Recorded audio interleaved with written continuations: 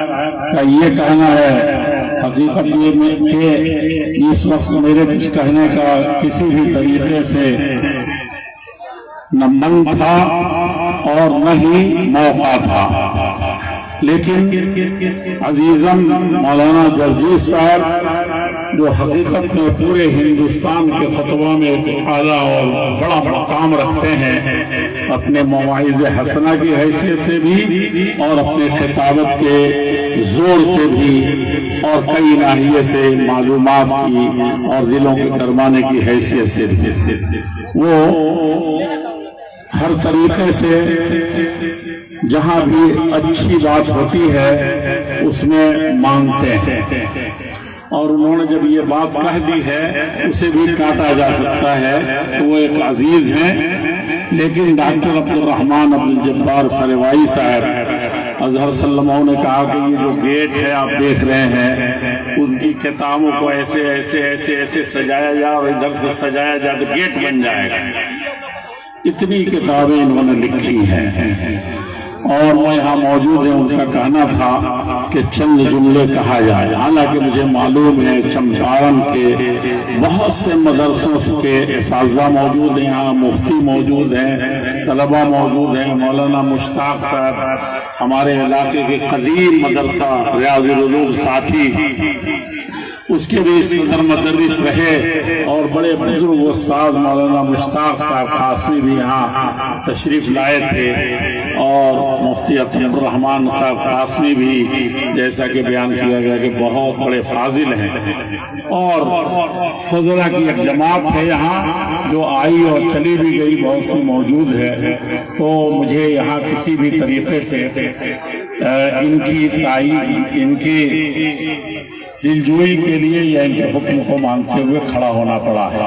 میں اسی سرزمین کا رہنے والا ہوں اور آپ اچھی طرح سے واقف ہیں، بچہ اپنی سرزمین سے اٹھنے والا کوئی بھی بچہ ہی ہوتا ہے، وہ چاہے جتنا بڑا ہو جائے، لیکن بڑا کیا ہوگا؟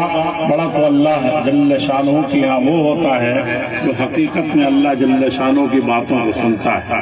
خطبہ صدارت کی حیثیت سے میں صرف اتنا عرض کروں گا کہ ان فی ذالک لذکرا، مولانا ہارون صاحب تقریر کر رہے تھے تو میری آنکھوں سے آنسو رکا نہیں۔ میں نے کئی لوگوں کو دیکھا کہ اشمار ہیں، رو رہے ہیں۔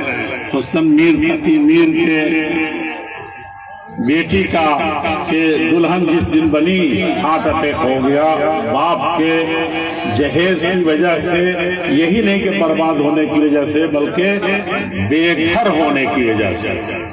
یہ ظلم ہے۔ آخر اس تقریر کا حاصل کیا ہے؟ رات کو جاگنے کا حاصل کیا ہے؟ جھمکا والوں تم بتاؤ کہ تم نے سنا کہ جلسہ ہے اور چلنا ہے تو پورے گاؤں میں تم نے اعلان کر دیا، اور تم سب کچھ اپنے ٹرک پر، اپنے سواری پر لاد کر کے کھانے کا پینے کا کہا کہ ہم اکیلے کافی ہو سکتے ہیں۔ بیڑیاری والوں نے یہی کہا، پچموا میں اگر لوگ اجازت دیتے تو وہ ایسے ہی کہتے۔ علاقے میں بھی ہمارے جوان بتا رہے تھے، جو والنٹیئر ہیں، رضاکار ہیں، گاؤں کے نوجوانان گرندہ بن ہیں، وہ بھی اس طرح کا بیڑا اٹھاتے اور اٹھایا بھی۔ یہ سب کچھ ہو سکتا تھا، لیکن حاصل کیا ہے؟ اصلاح معاشرہ۔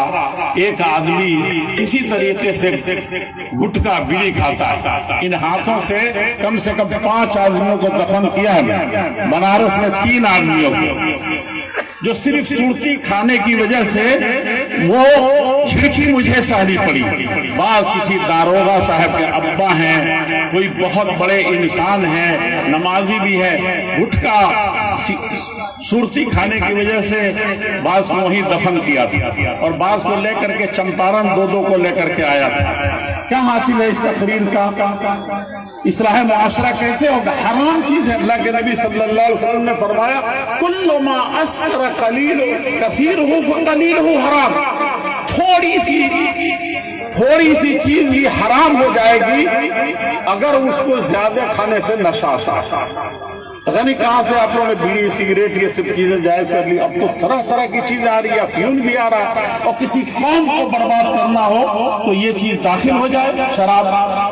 یہ بہت جلسے کا، اتنے قربانی کا جو آپ لوگوں نے دی ہے، پوری رات کی قربانی دی، اس وقت تک کوئی شخص تہجد کی نماز پڑھتا اللہ کے راہ میں اس کو یاد کر کے گڑ گڑاتا، میٹھی نہیں سوتا کہ صبح اپنے بچوں کے لیے حلال روزی کمائے گا؟ یہ بڑی عبادت تھی، لیکن آپ نے اس طریقے سے دین کے نام پر، دعوت کے نام پر، اصلاح کے نام پر، سماج سدھار کے نام پر یہ قربانی دی ہے، تو بلا عمل کے یہ کیا چیز ہے؟ عمل کر لیا آپ نے، ان فی ذالک لذکرا، مولانا جرجیت صاحب کی تقریر ہو یا جو بھی تقریر ہو، اگر آپ نے دل سے سنا ہے، عملی زندگی میں اتارا ہے، تو یہی کامیابی ہے، یہی جلسے کا حاصل ہے، یہی خطبے کا حاصل ہے۔ اور اگر کوئی اور چیز ہے تو آپ سمجھیے کہ ایسا نہ ہو کہ ہمارے لیے وبال جان بنے۔ لیکن ایک بات یاد رکھیے گا، ایک قدم بھی چل کر کے اس مجلس میں آ گیا، ایک آدمی اپنے گھر میں بیٹھ کے سن رہا ہے، اللہ کے نبی فرماتے ہیں اس مجلس میں آیا، بے دلی سے بھی سن لیا تو اس کی مغفرت اللہ تعالیٰ کے ہاں اس کا ذکر ہوتا ہے، اللہ تعالیٰ اس کو اپنی رحمت سے کبھی محروم نہیں کرے گا۔ بہت سے لوگ آج کل فیشن چلا ہو کہ یوٹیوب پر دیکھ لیں گے، ایسے کر لیں گے، بھئی جب تقریر جلسہ نہ ہو رہا تو دیکھ لیجئے، جہاں ہو رہا وہاں آئیے، آپ کے دل کی دنیا بدلے گی۔ یہ بہت بڑی چیز ہے، آپ تشریف لے آئے ہیں، اللہ جل شانہ توفیق ارزانی فرما دے۔ اسی طریقے سے ماؤں کو، بہنوں کو، آج مسلمان مفتی صاحب جس کی طرف اشارہ فرما رہے تھے، اللہ کے نبی صلی اللہ علیہ وسلم جب بکریاں دودھتے تھے، کوئی مسلمان تھا مکے میں؟ وعدہ کا پورا کرتے تھے، مسلمان تھا، امانت دے دیتے تھے، کوئی بھی ایک بھی مسلمان نہیں تھا، بھوکے رہ کر کے کھلاتے تھے، کوئی مسلمان رہ گیا تھا وہاں؟ قیدیوں کو جو قید جیل میں پڑے ہوئے ہیں ان کی خبرگیری، ان کے بچوں کی خبرگیری کرتے تھے، کوئی مسلمان رہ گیا تھا؟ اور جن پر ظلم ہوتا تھا اس کے لیے ہر جگہ کھڑے رہتے تھے، کیا اس وقت کوئی مسلمان تھا؟ آج مسلمان سے مسلمان محفوظ نہیں ہے، بھائی سے بھائی محفوظ نہیں ہے۔ یہ سوچئے ذرا، کہاں مسلمان ہیں کہاں، اور ہم کیا کر رہے ہیں؟ عورتوں کا ذکر آیا تو اللہ کے نبی گھبرا گئے۔ ایک اکثر لوگ تو پڑھاتے نہیں ہیں، اور جو اپنے بچوں کو پڑھانا چاہتے ہیں، یہ مائیں اور بہنیں صرف کسی کی شیروانی دیکھ لی، کسی کا کرتا دیکھ لیا، کسی کی بلڈنگ دیکھ لی، کسی کا پیسہ دیکھ لیا، کسی کی زمین، ان بنیادوں پر تعلیم ہو رہی ہے۔ پہلے ہی نیت میں کھوٹ ہے، کبھی برکت نہیں ہو سکتی۔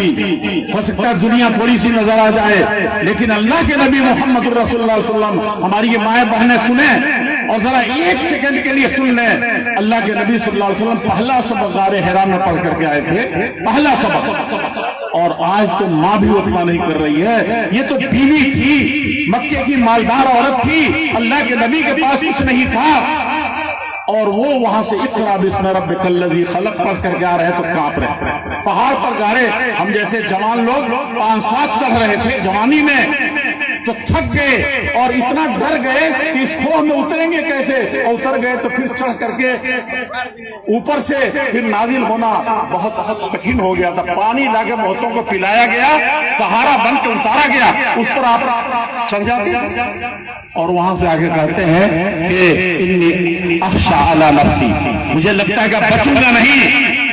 یہ بھی تو ایک پڑھ رہے ہیں، آج مدرسوں میں پڑھ رہے ہیں، اسکول میں پڑھ رہے ہیں، کیا ہو رہا ہے اس سے؟ دنیا داری آ رہی ہے اور یہاں ایمانداری آتی تھی۔ اللہ کے نبی نے کہا کہ میں بچوں گا نہیں۔ ایسی تقریر سن لی ہے کہ اس کو نبھانا آسان کام نہیں ہے۔ مدرسہ پڑھ رہے ہیں، جلسہ میں سن رہے ہیں، وہ بھی اللہ کے نبی رو رہے ہیں، کانپ رہے ہیں، کہا چادر کمبل ڈالو میرے اوپر، میں بچوں گا نہیں۔ ایسا سبق پڑھ لیا ہے کہ اس پر عمل کرنا ہے، ساری دنیا کو عمل کرانا ہے۔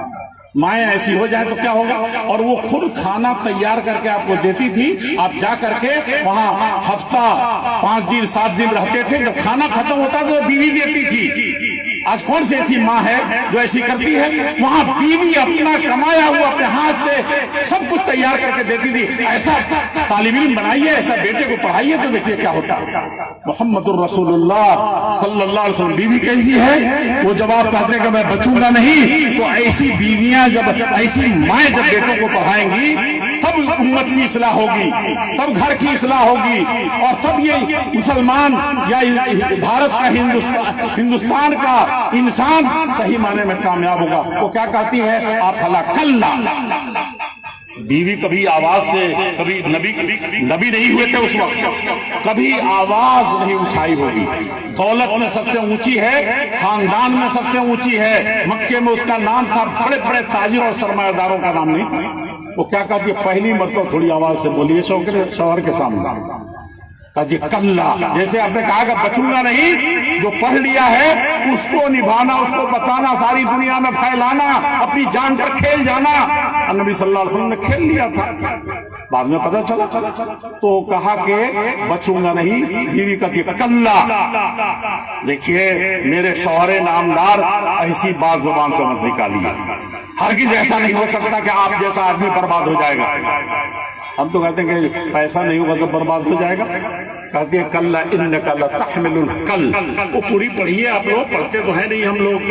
کہا کہ کون سا کمزور آدمی جس کو آپ کما کے نہیں دیتے، تکسب المعدوم، جس کے پاس کچھ نہیں ہے اس کا، یہ بتائیے کس کو کما کے دیتے تھے؟ ابھی تو اسلام آئے، مسلمان تھے ہی نہیں اس وقت۔ یہ اس وقت پڑھانے والوں کا حال ہے، ہم جاہلوں کا تو کچھ پتہ ہی نہیں ہے۔ یہ نبی صلی اللہ علیہ وسلم کی زندگی کے بے شمار واقعات ہیں۔ ایسی عورتیں جب پیدا ہوتی تھی تو تب بڑے بڑے لوگ پیدا ہوتے تھے، تب اسلام کی خدمت ہوتی تھی تعلیم کے میدان میں۔ اور اسی طریقے سے شراب کا کیا مسئلہ تھا، آپ پڑھیں گے تو اس میں سخت تعجب کریں گے۔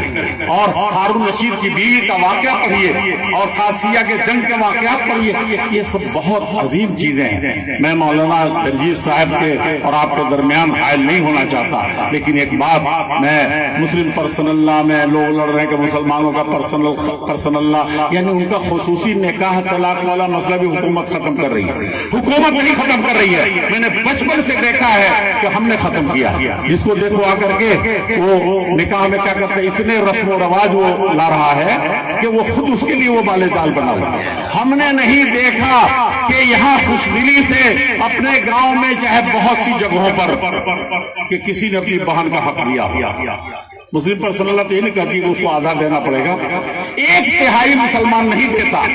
اور وزیر قانون کے ہاں سارے علماء بیٹھے تھے، میں نے کہا تھا کہ جو قوم 1/3 نہیں دیتی، 3 حصہ کر کے 1 حصہ بہن کو نہیں دیتی، وہ کیا آدھا دے دے گی؟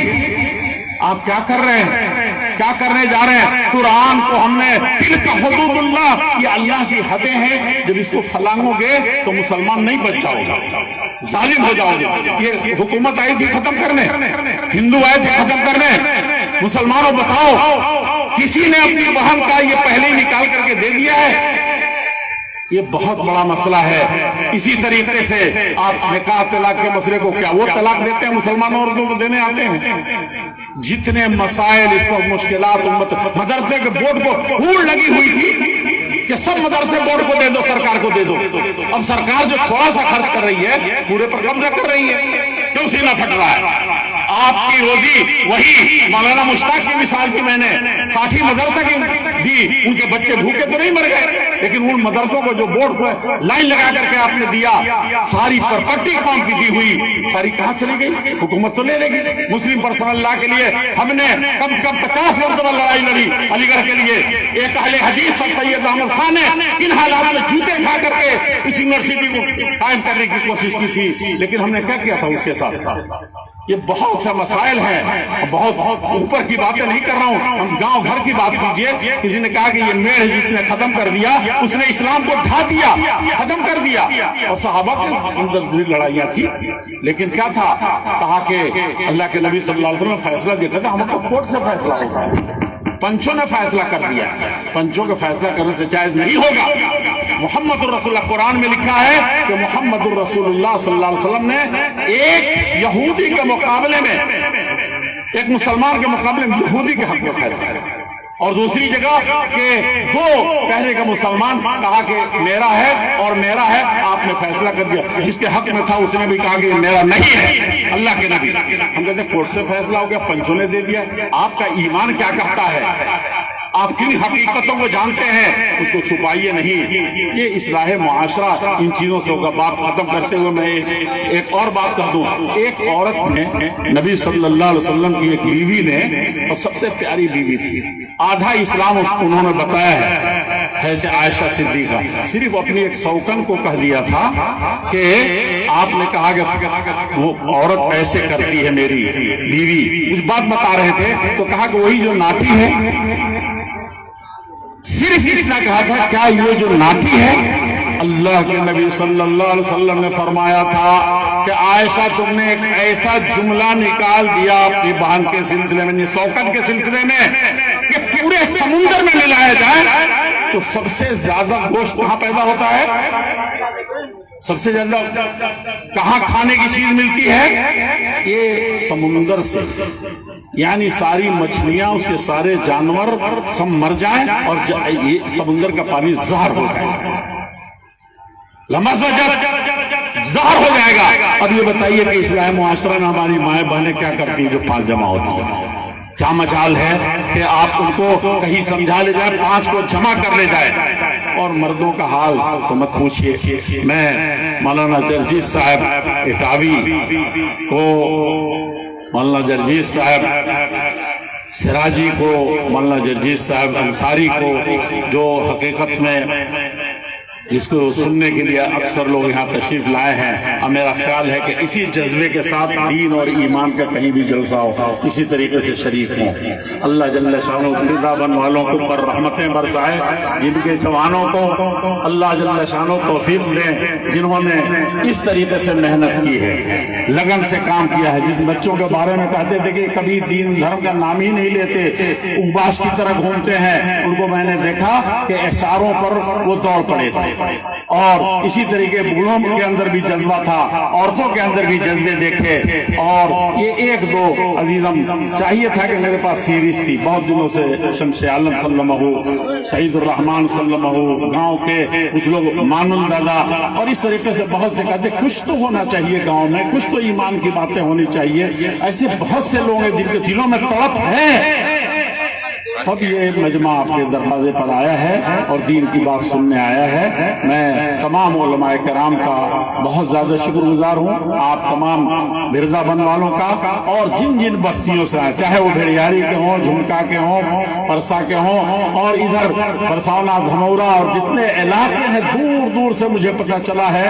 اور 50 لوگ 50 گاؤں کے ملے ہیں. اللہ جل شانہ ان سب کے آنے کو قبول فرمائے، ان کے مال میں، ان کی اولاد میں، ان کی نیکیوں میں، اور ہر طریقے سے ان کی دنیا و آخرت میں برکت عطا فرمائے. اور آخری چیز یہ ہے کہ ہم کو جنت الفردوس میں آقا اعلی مقام عطا فرمائے. 2 روزہ زندگی یہ کر و فر، ہمیشہ کی زندگی. آبا و اجداد کو یاد کیجئے، اٹھو کر زمین میں سوئے ہوئے ہیں، ان کو اس زندگی کو یاد کیجئے. اس میں حقیقی کامیابی کے لیے ہم دعا کرتے ہیں کہ اللہ جل شانہ ہمارے والدین کو، ماں باپ، اور پورے گاؤں والوں کو، جتنے لوگ گزر گئے ہیں، الذین جاؤوا من بعدہم یقولون ربنا اغفر لنا ولاخواننا الذین سبقونا بالایمان. ہمارا ایمان ہے کہ جتنا بھی ذرہ برابر ایمان والا دنیا میں گزرا ہے یا موجود ہے، تو اللہ تعالیٰ ان سب کو بخشے. ہمارا ماننا یہ فرض ہے. اور یہی چیز ہم کو اگر صحیح معنی میں ہم لیں تو ہم کامیاب ہو سکتے ہیں. ایک اللہ کو جو ہر چیز دیکھ رہا ہے اس پر ایمان لائیں. اور آخری نبی محمد الرسول اللہ صلی اللہ علیہ وسلم. موسیٰ کو نہیں مانیں گے ایک تو آپ مسلمان نہیں رہیں گے. عیسیٰ کو جو کہیں گے عیسائیوں کرسچنوں کا ہے، آپ مسلمان نہیں بچیں گے. لیکن بات کس کی مانیں گے؟ صرف محمد الرسول اللہ صلی اللہ علیہ وسلم. دنیا میں اس کے علاوہ کسی کی بات نہیں چلے گی.